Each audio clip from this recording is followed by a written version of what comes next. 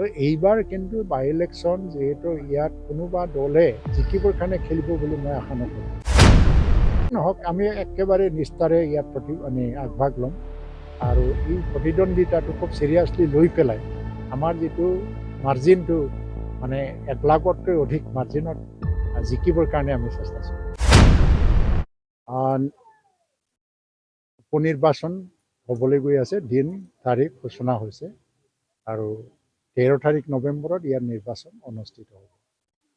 তাৰ কাৰণে আগৰ পৰাই UPPL দলে প্ৰস্তুতি চলাইছিলে, কাৰণ ইয়াত এটা ক্লিয়াৰ নীতি আছিল বিজেপি আৰু AGP আৰু UPPLৰ, কাৰণ এই চিটটো UPPLৰ আছিল আৰু ইয়াৰ বিধায়ক ডাঙৰীয়া MP হৈ যোৱাৰ কাৰণে বাই ইলেকশ্যনটো হৈছে। এইকাৰণে ইয়াত বিজেপিয়ে ইলেকশ্যন খেলা বা প্ৰতিদ্বন্দ্বিতা কৰাৰ কোনো প্ৰশ্ন নাই, AGPৰো নাই, আৰু এইটো খোলা খুলিকৈ আলোচনা কৰা হৈছে, UPPLকে এৰি দিয়া হ'ব। সেইকাৰণে আগৰ পৰাই আমি প্ৰস্তুতি চলাইছিলোঁ।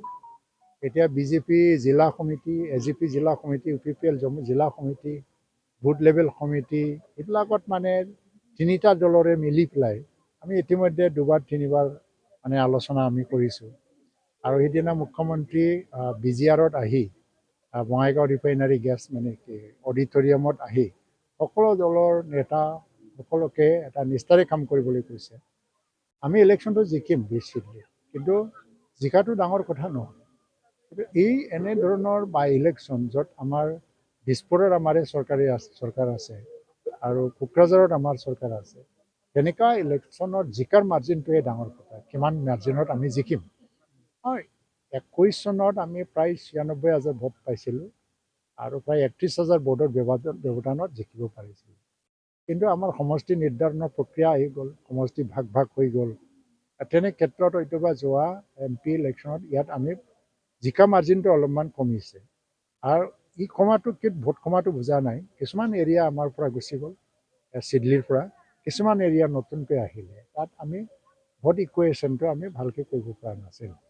তো এইবাৰ কিন্তু বাই ইলেকশ্যন যিহেতু ইয়াত কোনোবা দলে জিকিবৰ কাৰণে খেলিব বুলি মই আশা নকৰোঁ। মই নাভাবোঁ কোনোবা দলে ইয়াত জিকিম বুলি খেলিবলৈ আহিব। কোনোবা প্ৰতিদ্বন্দ্বিতা কৰিলেও নিজৰ দলৰ অস্তিত্ব ৰক্ষা কৰাৰ কাৰণে প্ৰতিদ্বন্দ্বিতা কৰিব আহিব। তথাপিও আমি সহজত নল'ম। কেণ্ডিডেট 2-এদিনত সভাপতিয়ে হয়তোবা ঘোষণা কৰিব। তাত কোনো এটা জটিল প্ৰক্ৰিয়াও নাছিলে।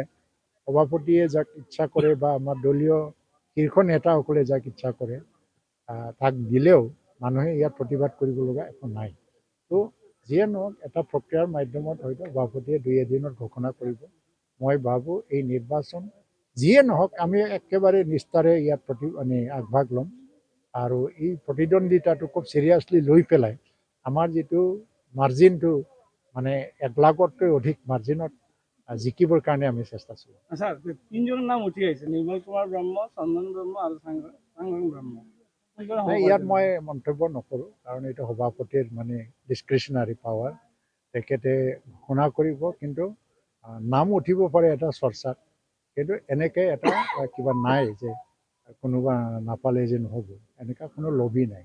যাকে দিব তাই ইয়ে জিকি যাব। মূল প্ৰতিদ্বন্দ্বী কোনো দল হ'ব পাৰে নেকি? নাই, ইয়াততো যিহেতু অন্য দল নাই, কংগ্ৰেছেও খেলিব বুলি মই নাভাবোঁ। BPF আহিব, BPFও মই এটা আহ্বান জনাই আছোঁ।